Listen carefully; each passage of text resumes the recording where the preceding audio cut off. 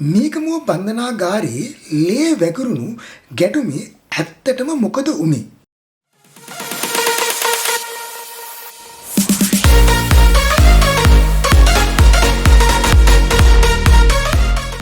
මේකමුව බන්ධනාගාරයේ ඇති වූ දරුණු ගැටුම ගැන මේ වන විට තවත් තොරතුරු රසක් වාර්තා වෙමින් තියෙනවා. වාර්තා වන තොරතුරු අනුව මේ සිදුවීම සාමාන්‍ය රණ්ඩුවක් නොවේ. බන්ධනාගාර ඇතුලේ දිගින් දිගටම පැවති පාර්ශව ගැටුම් සහ මත්ද්‍රව්‍ය ජාවාරමට අදාළ ආරවුල් මේ තත්ත්වයට හේතු වී තිබෙන බව සඳහන් වෙනවා. වාර්තා අනුව ඉරිදා පෙරවරුවේ ගැටුම ආරම්භ වෙලා තියෙන්නේ මත්ද්‍රව්‍ය ජාවාරමට සම්බන්ධ පිරිසක් සහ ඒ පිළිබඳ නිලධාරීන්ට තොරතුරු ලබා දුන් බව කියන රැඳවියන් අතර ඇති වූ ආරවුලක් හේතුවෙන්.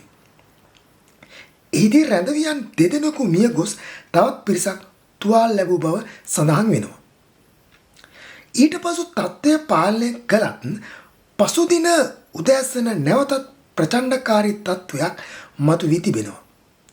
ආහාර බෙදා දෙන අවස්ථාවේ තවත් රැඳවියෙකුට පහර දීමක් සිදුවීමත් සමග ගැටුම නැවතත් උග්‍ර වී ඇති බවයි වාර්තා වෙන්නේ.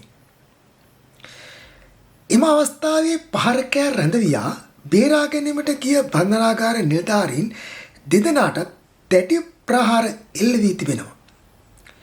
තත්ත්වය පාලනය කිරීමට පැමිණි අනෙකුත් නිලධාරීන්ටත් විශාල ගල් ඇතුළු විවිධ දේවලින් පහර දී ඇති බව වාර්තා වෙනවා.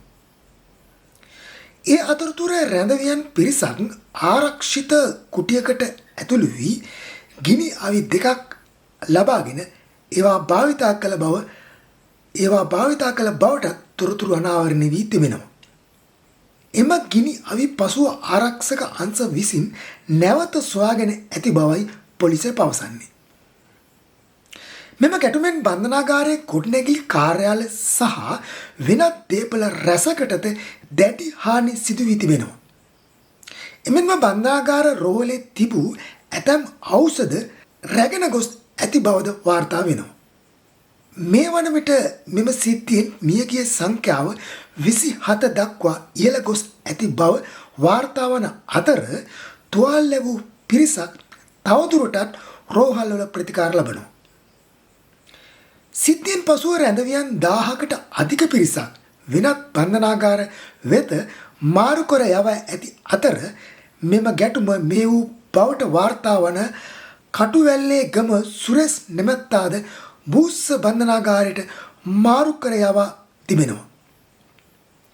මේ අතර සිද්ධිය සම්බන්ධයෙන් අපරාධ පරීක්ෂණ දෙපාර්තමේන්තුව සහ මානව හිමිකම් කොමිෂන් සභාව වෙනම විමර්ශන ආරම්භ කර තියෙනවා. එම විමර්ශන අවසන් වන තුරු වගකීම් සම්බන්ධයෙන් අවසන් නිගමන වලට පැමිණීම සුදුසු නොවන බවද මතක් කළ යුතුයි.